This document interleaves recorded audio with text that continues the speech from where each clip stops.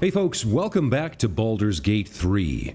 We're here in the depths of the Mind Flayer colony where we've defeated Ketheric Thorm, Avatar and Chosen of Mirkul, the God of Death, and learned many of the secrets of the two remaining Chosen belonging to the Absolute, which is merely a front for the Dead Three, the gods of death, murder, and necromancy, Bane, Baal, and Mirkul. We are about to head back to the surface, but before we do, there's some sweet loot to gather, so let's take care of that. We'll start with the intellect of ours here, and then Ketheric himself has some goodies. Let's see. So we have Ketheric's Warhammer. This is a +1 weapon, and doesn't appear to have anything particularly special about it. This hammer's weight is centered on an enchanted obsidian at the base of the head. Some nights before bed, Ketheric would sneak a way-faced glance at the hammer and think about the stone and wonder what unknown facet of his heart bore its weight. I'm not quite sure why we would use this. It doesn't seem particularly spectacular. It's just an ordinary D8 plus 5? Perhaps if it was combined with the stone, it would be worth something more? I don't know, is that something we can do? Because we have that stone as well. Ketheric's Netherstone. This stone once belonged to Ketheric Thorm and is one of the 3 controllers of the Crown of Karsus. Can I combine this or something? No, it doesn't seem particularly good. Is it the D4 psychic damage? Is that what it is? I guess it is. I guess it is the psychic damage. We're not getting that from this weapon, but we would get it from this. Still, the Blood of Lathander proved extremely valuable in that last fight because we did get knocked down to 0 and came back with 10 hit points. So that ability, Lathander's Blessing, is fantastic. And I think we'll keep it, despite the D4 of damage here. Is there an argument to be made for someone else using it?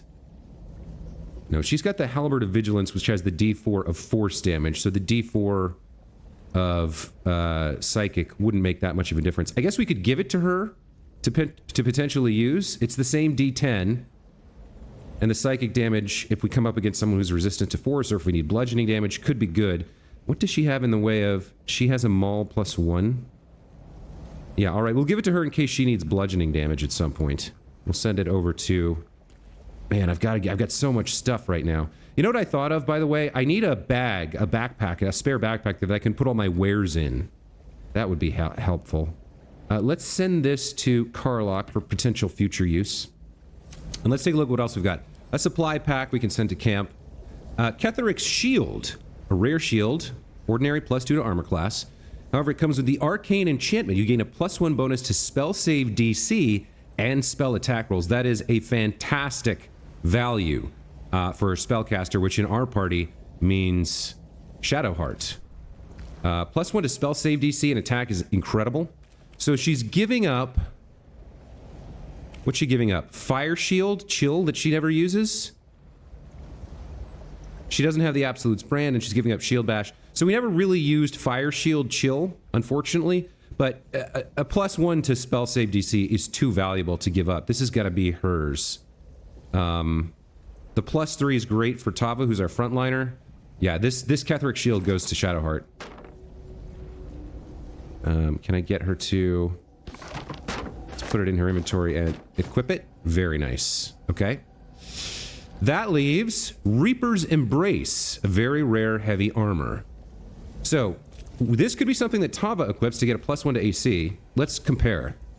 So our current Flawed Helldusk has lesser Infernal Retribution when you're hit by a foe within 2 meters. It might take 1 to 4 fire damage. You take 1 less piercing damage, disadvantage on stealth checks.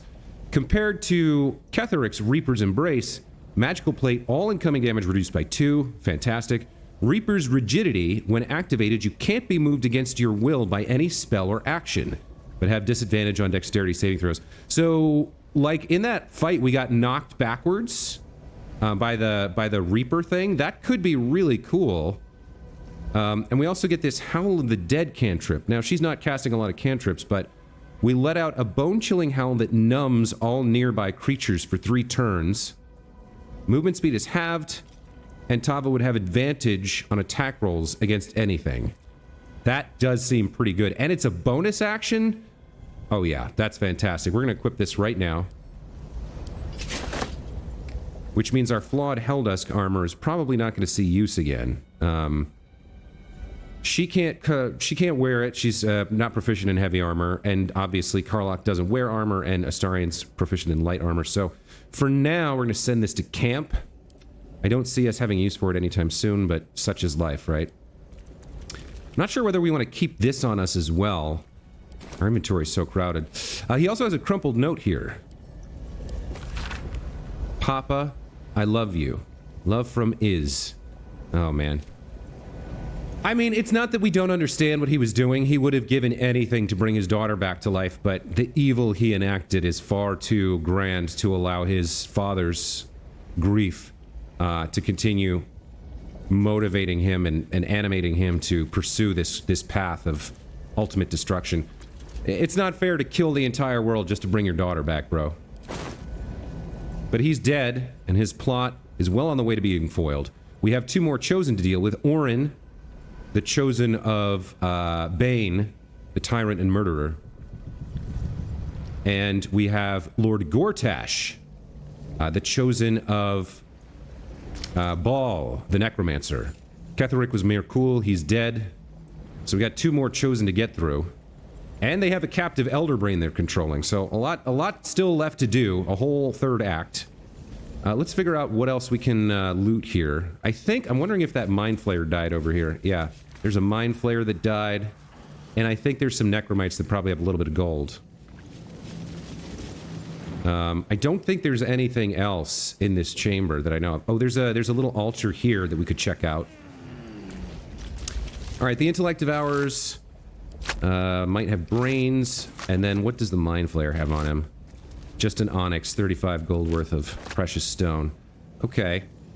Let's head over to the Necromites then. I don't know how we're gonna... How's she gonna do this? Is she gonna walk up this strand of flesh? No. Is there something she can climb that I'm not aware of? Ah, here we go. Arterial mesh. Okay. A bone. A copper ring worth 14 gold. A malachite worth 25 plus 2. And a gold necklace worth 35. Alright. Let's check out this little altar here. And then we're done. Then we head to the surface and see what comes next. So, we have silver glass. Amnian dessert wine we can take. Invasion plans for the Sword Coast we've seen. Some severed heads, a silver knife, silver glass.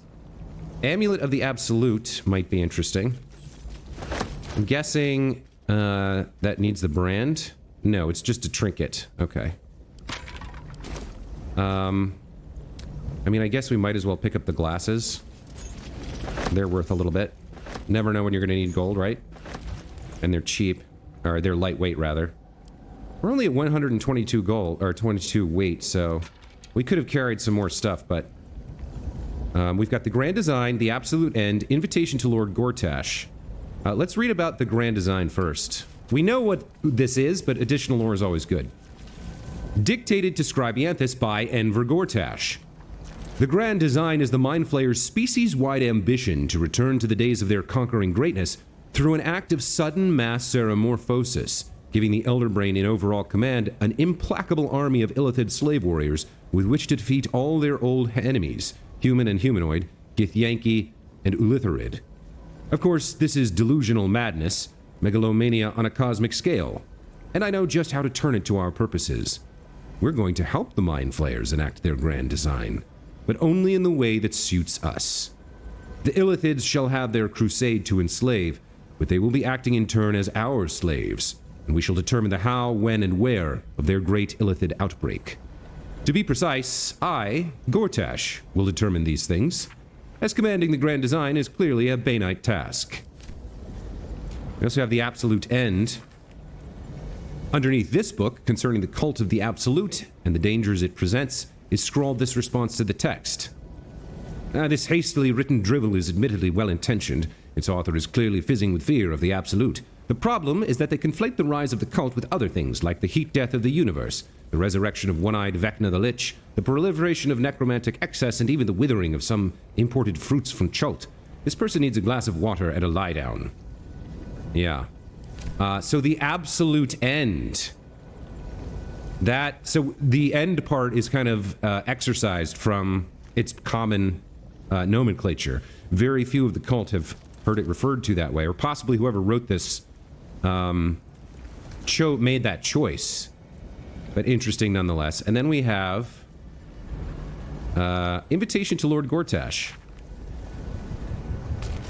Lord Gortash, the Committee of Concerned Patriarchs would like to extend an invitation to a formal meeting at the High Hall to discuss plans, short and long term, for the economic livelihood of Baldur's Gate. Tuesday the 12th, noon, a luncheon will be served. May we presume your attendance? Lord Rillen, Committee Chair. Okay, I can't remember. I know Karlach recognized Gortash, but I can't remember what she knows about him. We might talk to her in camp, but maybe we can take a minute here to see if she has anything to say. He's dead. He's finished. But Gortash was here. He's dead. Okay, so she's not going to say more than that one line at present. But Gortash. Shadowheart is probably still reeling from her choice to betray Shar. Let's see if she has anything interesting to say. Ketheric Solm is no more. And may he stay dead this time. All right, they're only talking about the current circumstances. What about Astarion? The transformation Ketheric underwent was horrifying. So powerful, but so grotesque. Indeed. All right, with... Barely anything of the man left. Even before we finished him. A second line. All right. I guess we're going to have to go to camp to have in-depth conversations. With this, the entire Mind Flayer colony has been conquered. Ketheric is destroyed. The Elder Brain escaped under the Netherese crown and the control of the other two stones belonging to Orin and Gortash. But we have nothing else to do here, so let's leave. Back to the surface. I don't know if I mentioned it or not, but I did make one trip back to the restoration device. I have a feeling this place will not be accessible to us after we leave. But we did get the effects of a long rest. I probably shouldn't have used the short rest last episode, but all of our stuff is back to full. We have a full complement of resources available to us for whatever comes next. Let's take this portal to the surface. I've been thinking... You saw Gortash, didn't you? What the fuck was he doing down there? Is all of this because of him? The tadpole, the Absolute. How? Yeah. I can't remember her... How does she know Gortash? I'm not sure. Okay, so we got three options here. I don't know how this plot fits together yet, but we will stop him. We kind of do know how the plot fits together. Seems he's a servant of Bane, as Ketheric served Mirkul. Who knows what powers he's gained since you knew him. And we'll find out when we get to Baldur's Gate. I think this is probably... I think the details, she wants to cement them down, make sure the whole party understands everything.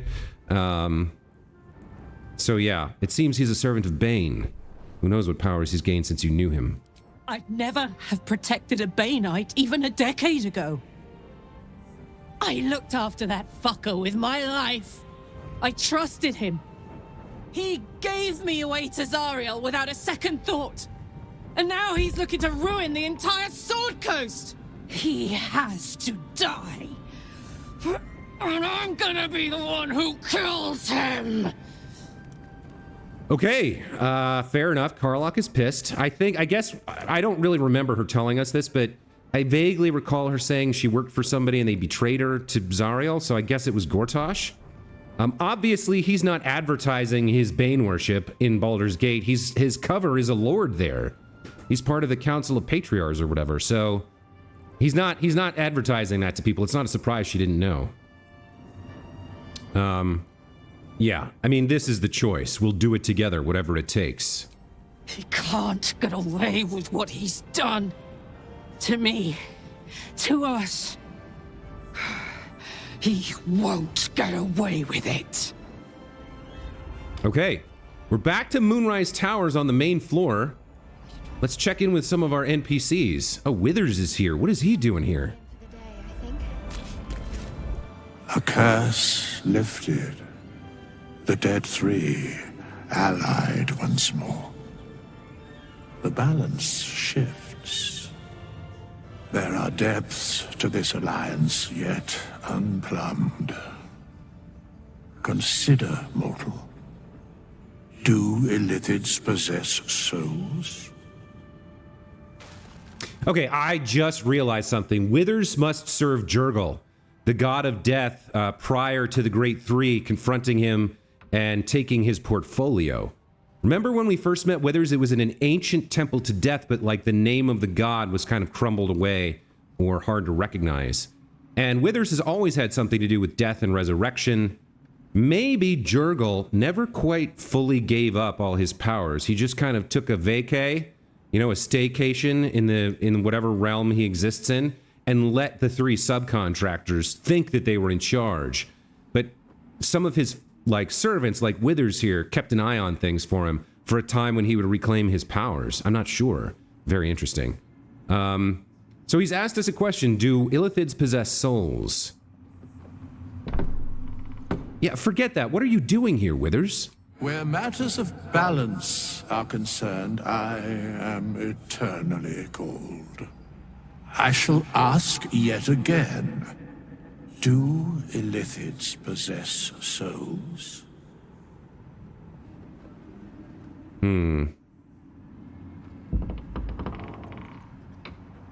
So I admit I haven't thought about it. I'm not sure don't all living things. These abominations are surely soulless. I mean, they're living creatures, but they're all connected to the elder brain. They're all part of a hive mind. And they're brought about by seramorphosis, where the infection via the parasite, the link to the elder brain, is put into them. Still, we do know of at least one Illithid, although I don't think we met him in this playthrough, did we? There is an Illithid that's possible to meet down at the Myconid colony, who is not part of a hive mind. He's a loner, but Tava doesn't know that. Still, they are living creatures. It's a hard question to answer because they're part of a collective. The collective, I would argue, has a soul, but I don't know if the individual Illithids do. I guess the best thing for her to say here, the honest thing for Tava to say, would be, I admit, I haven't thought about it. Thou shalt think about it now, and I shall give the answer. Mind flayers are soulless. Yet, the three amass an Illithid army void of apostolic souls that could imbue them with power. A flock without souls, yet to what end, mortal? This is the question thou must come to answer. Until such time, be availed of my services. You seem to know a lot about the Dead Three. Yes, Bane, Lord of Darkness, Baal, Lord of Murder, Merkel, Lord of Bones. Once judged, ascended, then vanquished, as one, and as three. The alliance is reforged, mortal. The plains thus quake, and the gods shudder.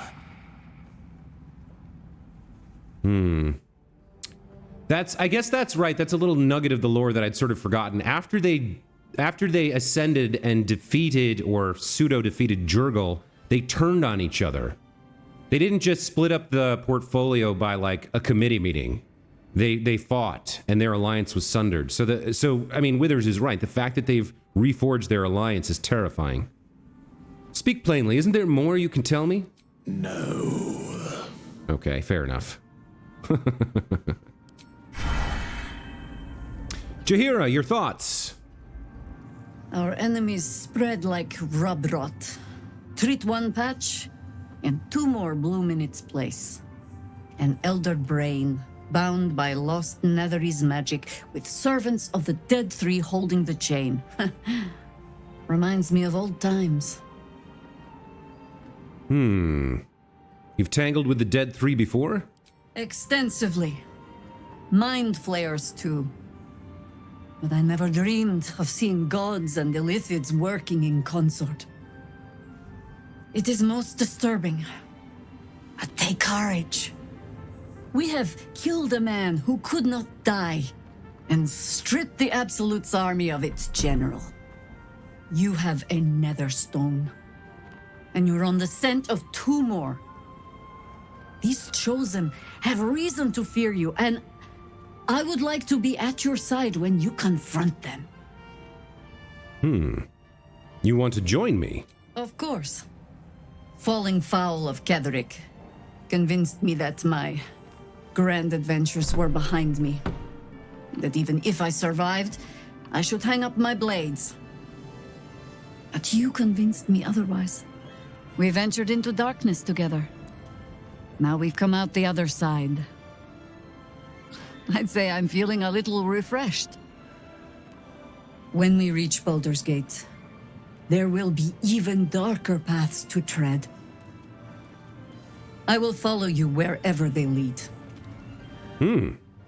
Okay, I'll see you at camp. How does it compare to a shadow-cursed inn? With the Absolute's army gone, the Risen Road should be clear. We can follow it all the way to Baldur's Gate. There's a Harper's safe house in Worm's Crossing. Denthalen's Dancing X. We do well to check in with them before entering the city proper. Beyond that, our course is yours to set. I can recall how to take orders, as well as give them. Okay. Draw any attention. I'm clicking the wrong keyboard button here. So, we've got another companion here.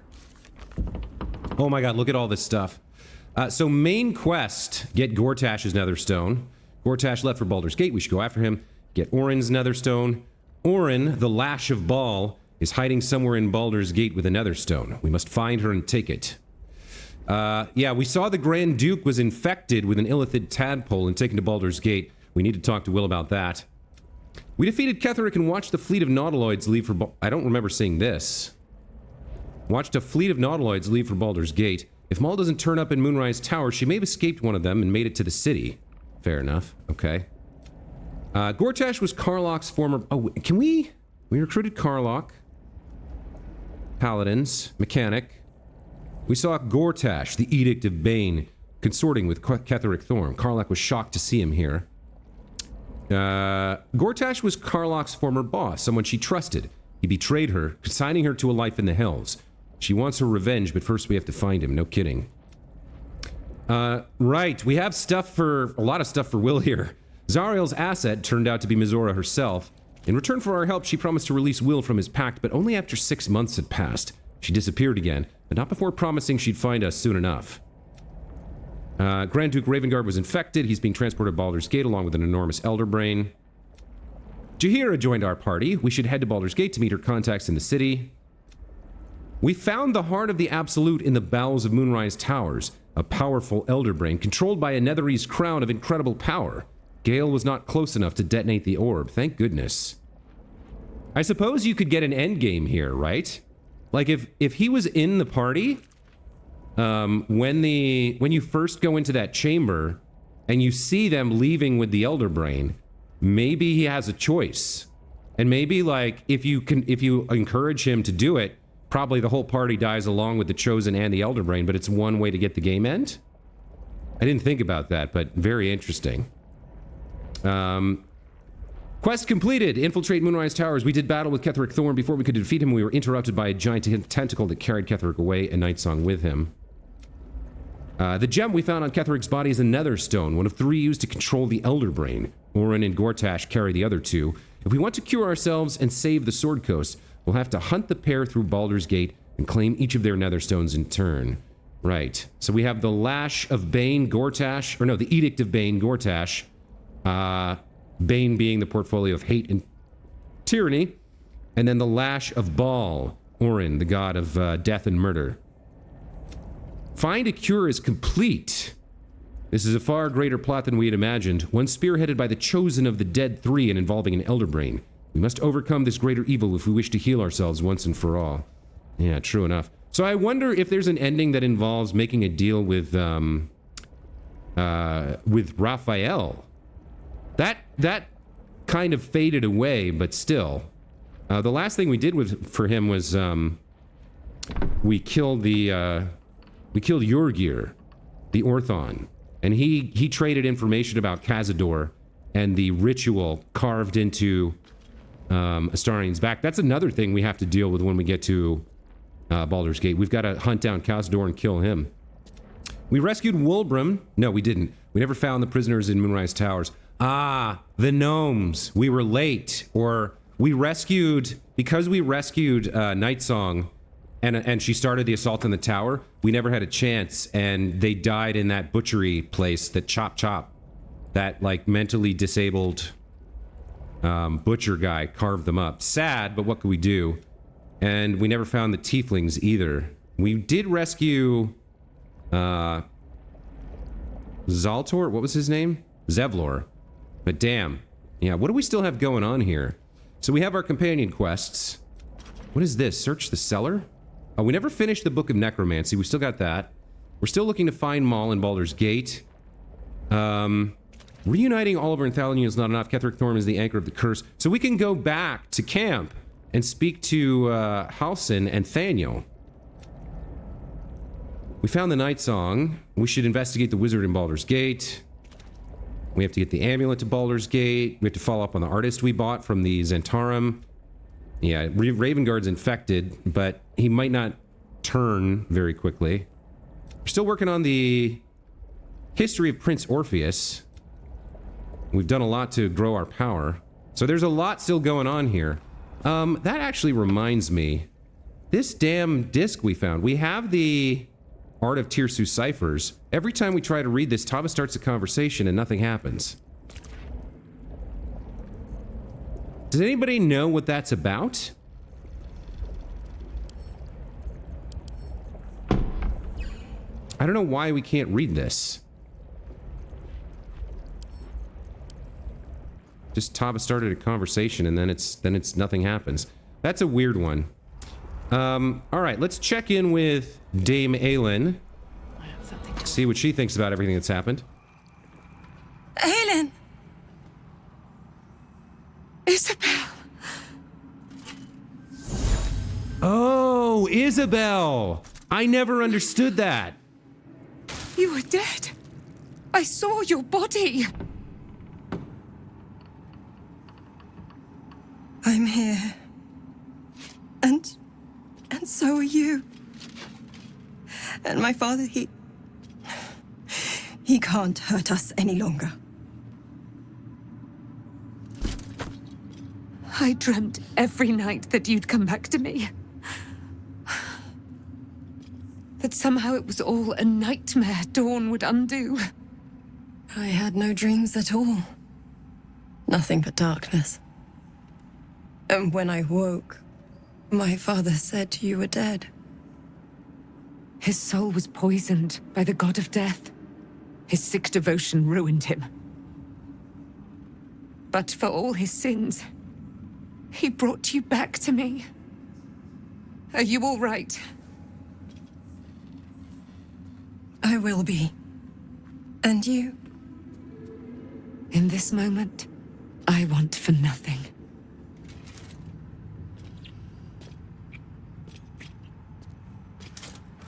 Oh, that's so sweet. Ah, there you are. This is Aelin. Aelin, this is... Oh, but we have met. This is the soldier that freed me most valiantly from the Shadowfell. They watched my boot crush the very brain of villainy, and fought well against your changed father.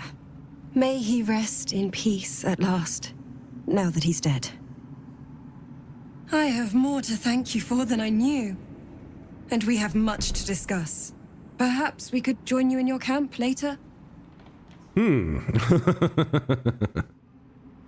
Yeah. I never made the connection when we first met her. I don't think I remembered her name. So when we learned about Isabel later, in the context of like documents and stuff, notes and journals talking about Ketheric's daughter, Isabel, I never put two and two together. I think Tava probably had the same consternation at this moment. Did I hear you correctly before? You're Ketheric Thorn's daughter? I am. And I'm glad he's dead. But this is precisely what I want to speak to you about later. It'll keep. I promise. Very well. I'll see you at camp. Very good. We look forward to it. Now you will leave us. We must take succor in one another's bodies and words. That's pretty blunt. We'll see you later. Okay. Good for you. All right, damn. Never wanted the easy path. So yeah, that concludes our journey through the Shadow-Cursed lands. If I had one thing I'd like to do, it would be to maybe visit the Last Light, see if a merchant showed up. Leave the heart of the Absolute alive. Thanks to you. You did well to defeat Ketheric. But Ketheric was only the first to fall. There are many more battles ahead, and they will not be so easily won. You will need allies. I mean, I don't think she's talking about companions here, but let's sort of just kind of go with the flow here. I know, that's why I just recruited Jaheira. Jaheira's wisdom will be an asset to you on the journey ahead. Her harpers, too. Halsin's strength and loyalty will bolster you in times of need. But if we are to succeed, we will need others. Will there be anyone left when we arrive in the city? Even if the buildings are demolished, there are always survivors. There are always those who will fight. Baldur's Gate may not know it yet, but its fate is bound to ours.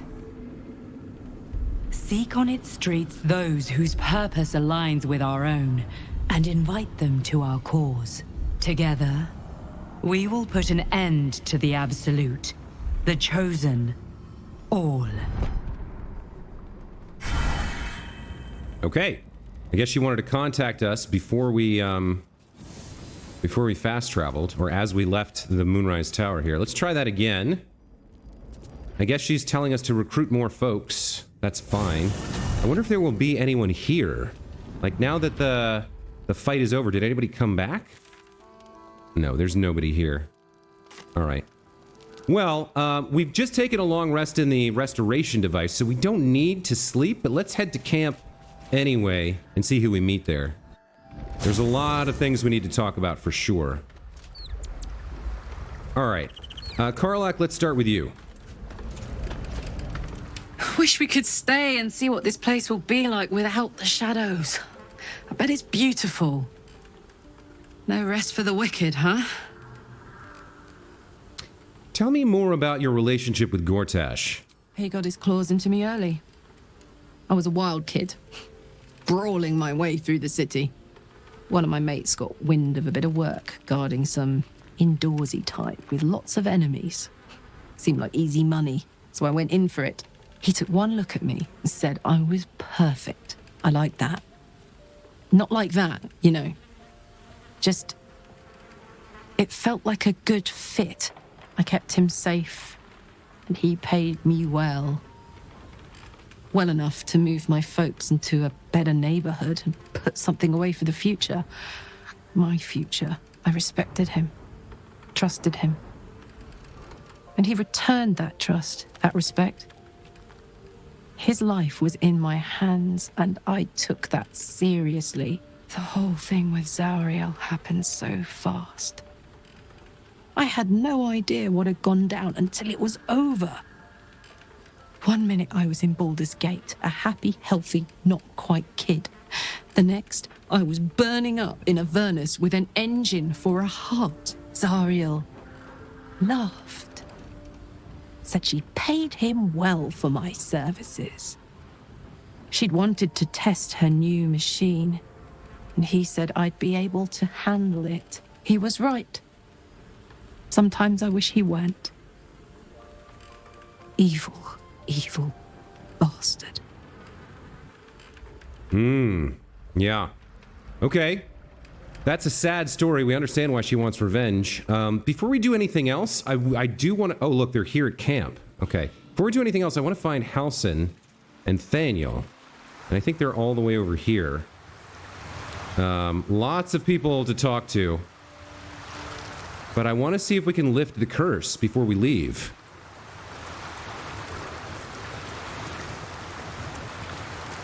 Halsin's not here for some reason, but let's talk to Thaniel.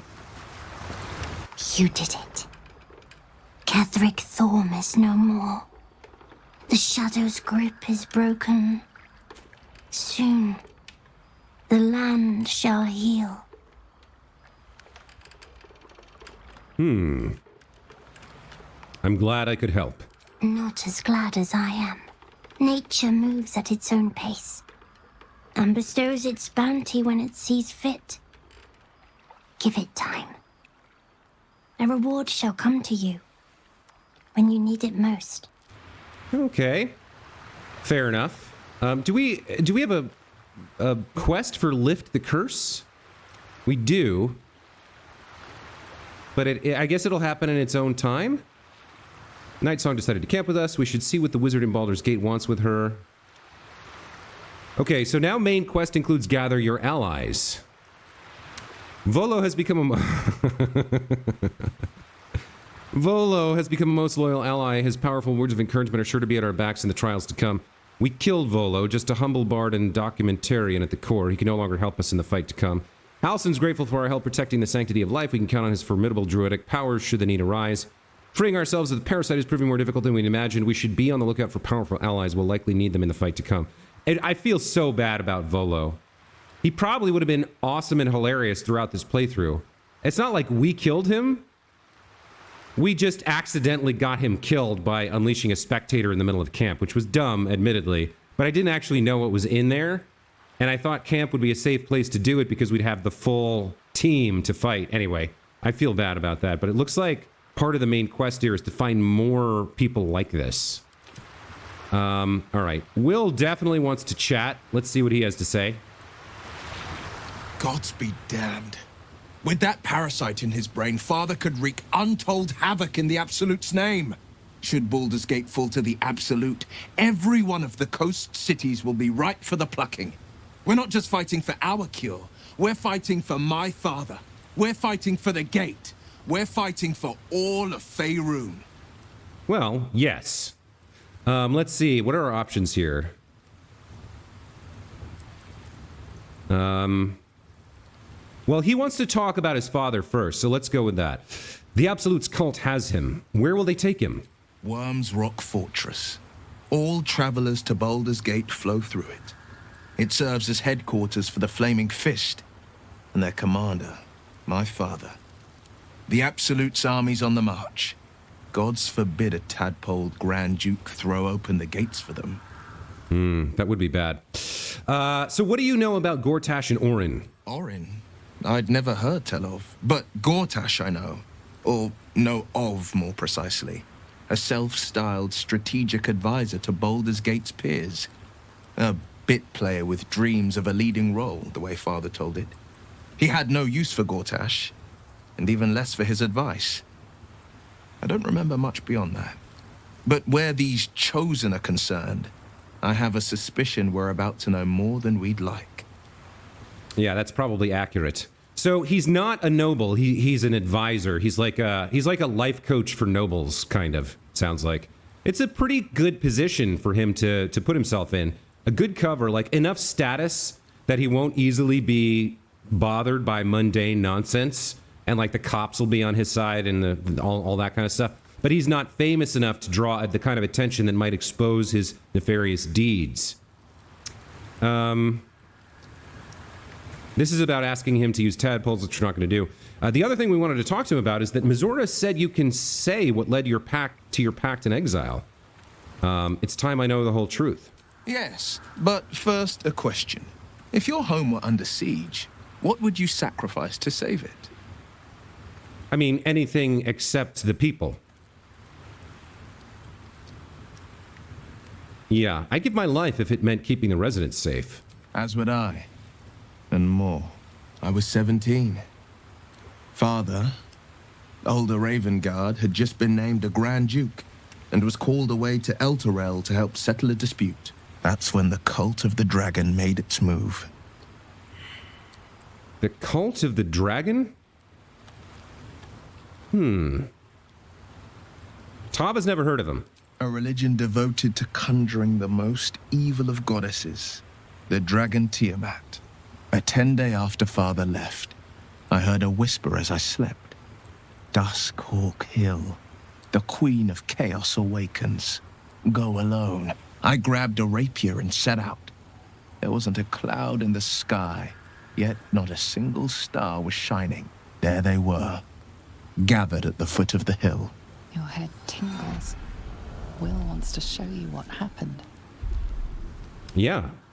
Allow Will to share his memory with you. In the looming shadow of the mount, 5 groups of 5 figures each encircle a lofty totem. Atop each totem, a dragon's head is carved, and a massive orb held in its mouth. The cultists chant, first softly, then crying to the starless sky. There is a crack of thunder, a gust of wind, and a dragon's white head appears in the storm. The first of Tiamat's 5 heads. As the maelstrom howls, Mizora's lips press to your ear. She will destroy Baldur's Gate. Grant me your soul, and I will give you the power to save it, she whispers.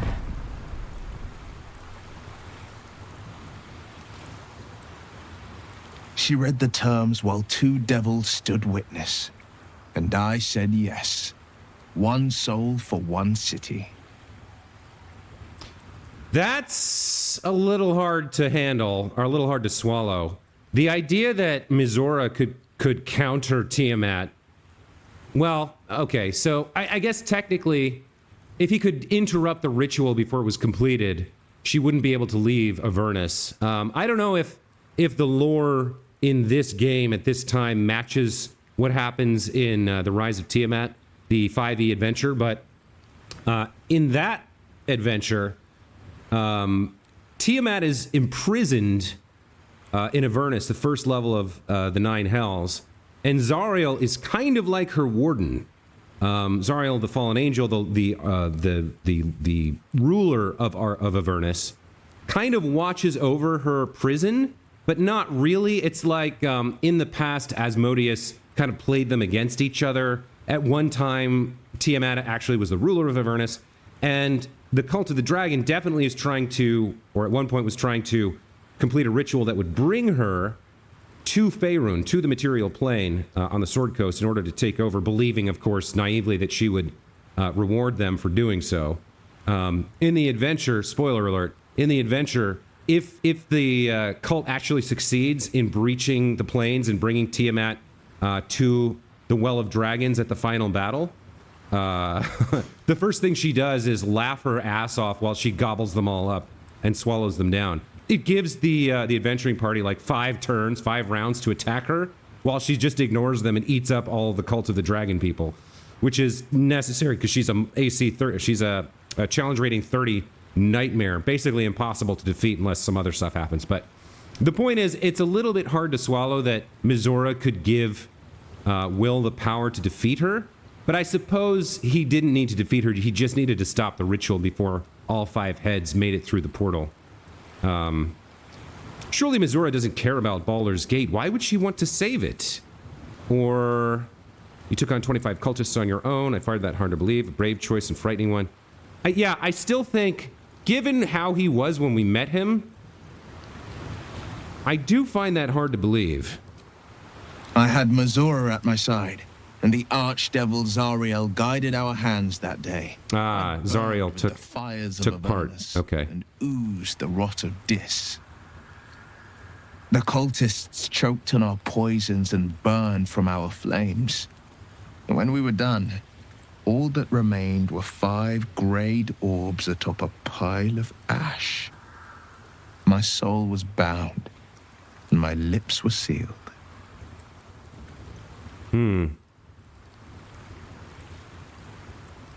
Is that how you lost your eye? In the battle with the cult of the dragon? It is the one scar I ever bore of it. Mizora replaced it with a sending stone. She uses it to track my location and speak from a distance. I could flee to the spine of the world, or the depths of the lower dark, and still never shake her.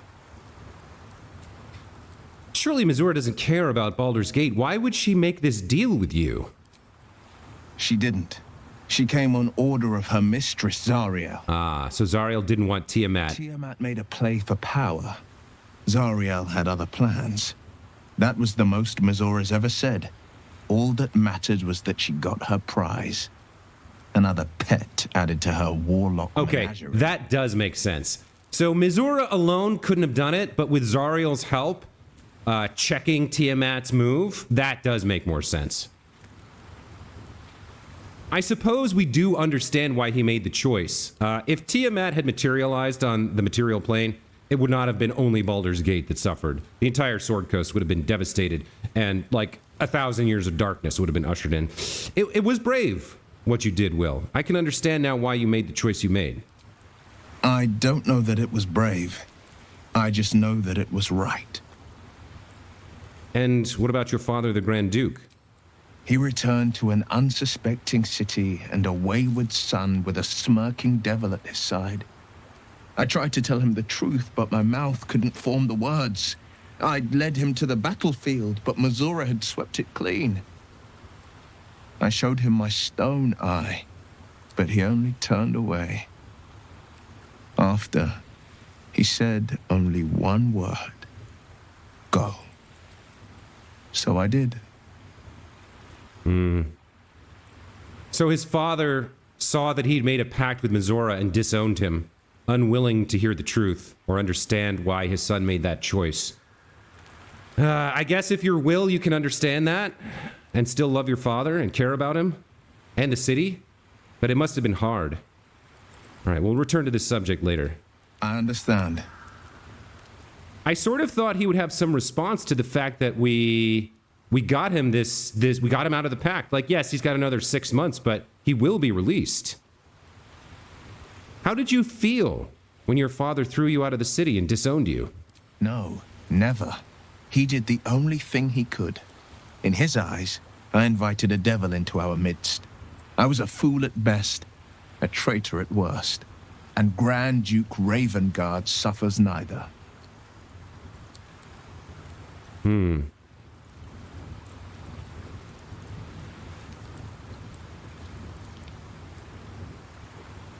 Yeah, I think Tava can understand why Will is willing to forgive his father. Do you miss him? More than you know. The better question is, did he ever miss me? If he did, he missed the Will Ravengard he once knew, not the hell-touched warlock he returned to. All right. A lot of interesting companion lore still to go, but we've run up against the kind of limits of the episode here. We're well over 45 minutes, so I'm going to take a break here. When we come back, we'll continue speaking with our companions, and we'll speak with Aelin and Isabel, and then we'll set out for Baldur's Gate, because that's the next place we need to go.